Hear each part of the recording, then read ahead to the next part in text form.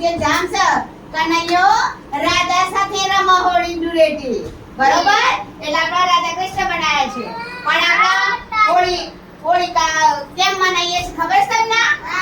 બરોબર તો જો હોળીના દિવસ આપણે શું કરીએ પહેલા બધા લાકડા લઈએ બધા લાકડા ગોઠવીએ સરસ કલરથી રંગોળી પૂરી અને ઉપર સરસ ધજા લટકાઈએ ઉપર જે લાકડું હોય ને પછી હોલિકાનું દહન કરીએ હોલિકા દહન કેમ થાય તમને ખબર છે તો હું તમને વાર્તા કરું જો હિરણ્યકશ્યપનો રાજા હતો બરોબર એ રાજાને વરદાન મળ્યું હતું કે હું કોઈનાથી મરું ના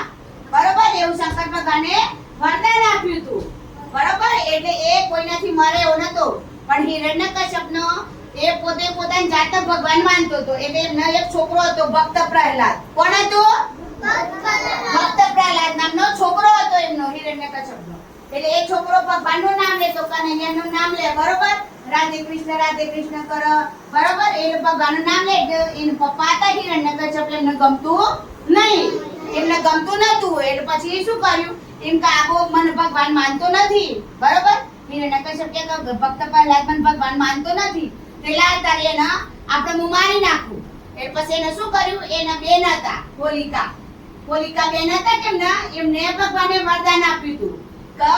એવા અગ્નિથી મરો ના બરોબર એમને આગ લાગેલો હોય તો હાથ લગાવ તો એમને બળાતું નતું બરોબર એ બળી ના શકતું એવું વરદાન હતું પછી શું કર્યું બધા લાકડા ભેગા કર્યા અને પછી હોલિકા અંદર બેઠા લાકડા અને ભક્ત પ્રહલાદને ખોડામાં બેસાડ્યો ક્યાં બેસાડ્યો ખોડામાં બેસાડી અને બધી બાજુ લાકડા ગોઠવી પછી અગ્નિ સળગાઈ એટલે ભક્ત પ્રહલાદ તો ભગવાનનું નામ લેતો હતો રાધે કૃષ્ણ બોલો વિષ્ણુએ નમઃ બોલો બરોબર વાસુદેવાય નમઃ ભગવાનનું નામ લેયા કરતો તે આમ આંખ બંધ કરી પણ હોલિકા માતાનું વરદાન હતું ને તો પણ એ ભગવાનનો ભક્ત હતો એટલે હોલિકા માતા સળગી ગયા આખા હોલિકા માતા સળગી ગયા અને ભક્ત પ્રહલાદ સળગ્યા નહીં એટલે જો એ બુરાઈ કહેવાય બરોબર આ બુરાઈ પર અચ્છાઈનો વિજય મેળવ્યો આપણે જે આપણી નકારાત્મક હોય બધી આપણે જે બુરાઈઓ હોય બધી સળગી હોલિકામાં નાશ થઈ જાય બરોબર એટલે ભક્ત પ્રહલાદ જીવી ગયા એ ત્યારના આપણે આ હોળીનો દિવસ ઉજવીએ છીએ પછી હોળીના બીજા દિવસ આપણે શું રમીએ ધૂળેટીમાં શું કરીએ એકબીજાને કલર લગાવીએ પણ જો